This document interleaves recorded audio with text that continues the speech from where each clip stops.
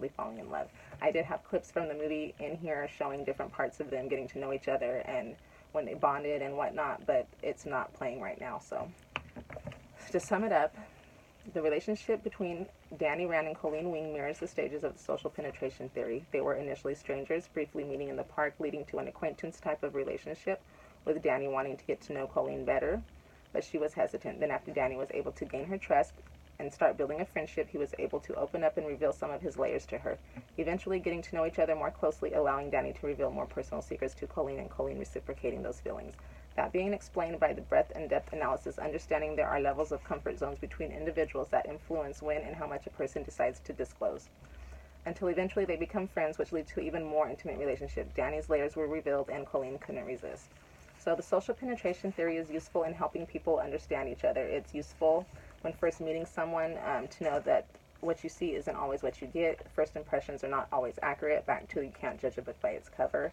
Employees can recognize this theory when hiring new staff, becoming more aware of the fact that a possible future employee may not disclose certain information that may be relevant in the future if hired. This theory helps understand what levels of friendship we have in our current life.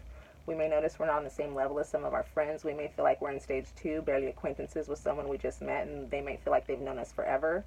We can take a step back and evaluate our own lives and friendships and understand ourselves and our relationships better when we understand the social penetration theory. This theory seems obvious and makes a lot of sense once studied, but prior to that, I really didn't give a second thought to the process and stages of relationship development. I have a greater understanding now of my own relationships and non-relationships, and this is a social theory that relies upon the social behaviors of people. This theory is relative to every individual and any socialization they participate in. Improvements or critiques. Social penetration theory was first introduced in the 70s and since then has been a topic of much research and many studies. Scholars have printed their opinions and findings being published in various educational articles that refer back to the original version with added information and tweaks. Hubert Blummer writes in the American Journal of Sociology Study, the social penetration theory presumes to stand as part of empirical science, aiming to develop analytical themes of the empirical world. This is done by conceiving the world abstractly, showing grave shortcomings in empirical science standards. So that was a critique.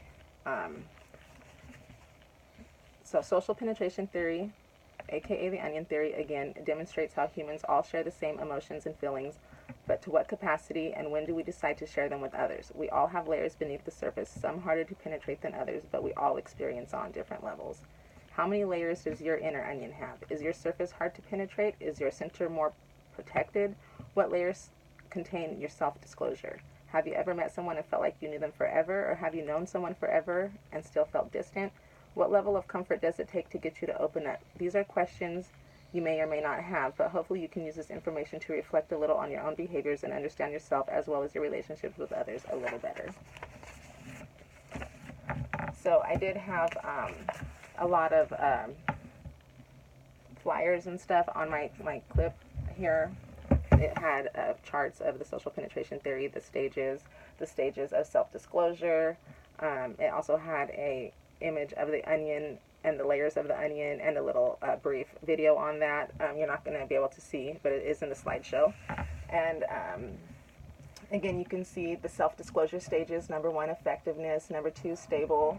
Number 3, orientation, exploratory, effective. And number 5, depenetration, which I did not mention in the Iron Fist because I haven't got that far in the Iron Fist yet. So Altman and Taylor's work on social penetration theory is, I think Altman worked for Taylor as his assistant on a research project. And then that's how they became working together. Let's see. So basically, that's it. And I thank you for your time and have a good night.